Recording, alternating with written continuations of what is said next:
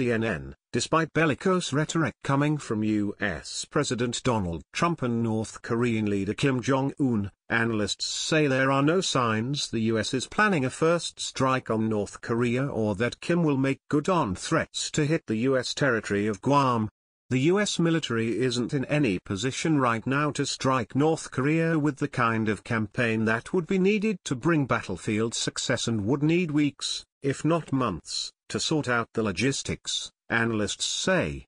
Mark Hertling, a retired U.S. Army general and CNN analyst, said the tens of thousands of U.S. civilians, many of them military dependents, would first need to be evacuated from South Korea.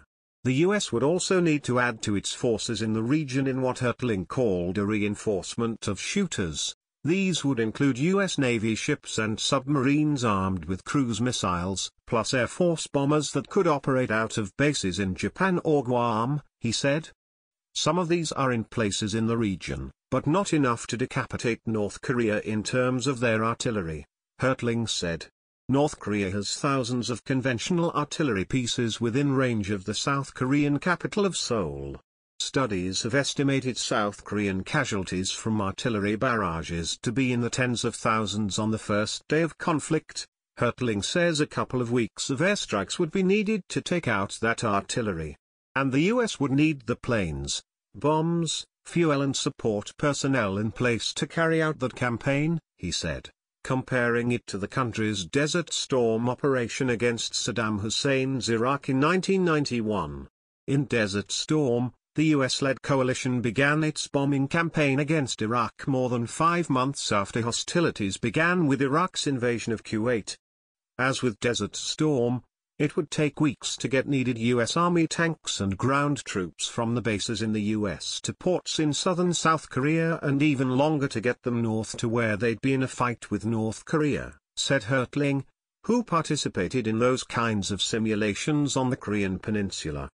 Hertling also said at least 2 U.S. Navy aircraft carrier strike groups would need to be in the waters near Korea before any U.S. attack. Carl Schuster, a former director of operations at the U.S. Pacific Command's Joint Intelligence Center, said there should be even more U.S. firepower.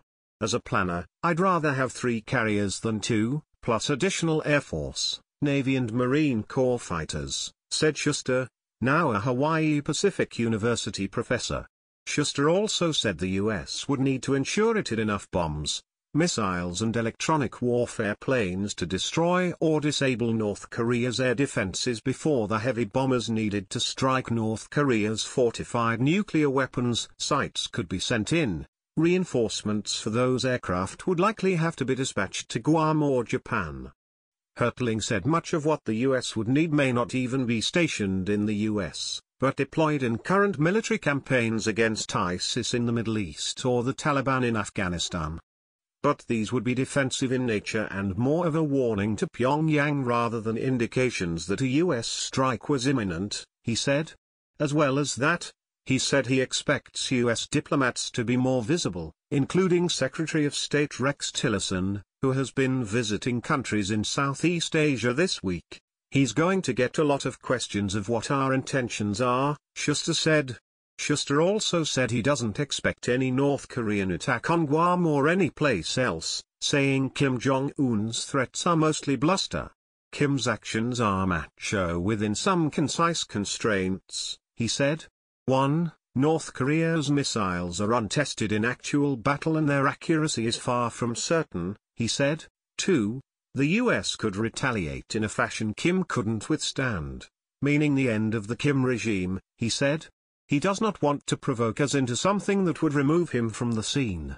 But Kim is a wily operator and knows what he can get away with, so another missile test or large-scale artillery exercises in North Korea wouldn't be surprising, added Schuster.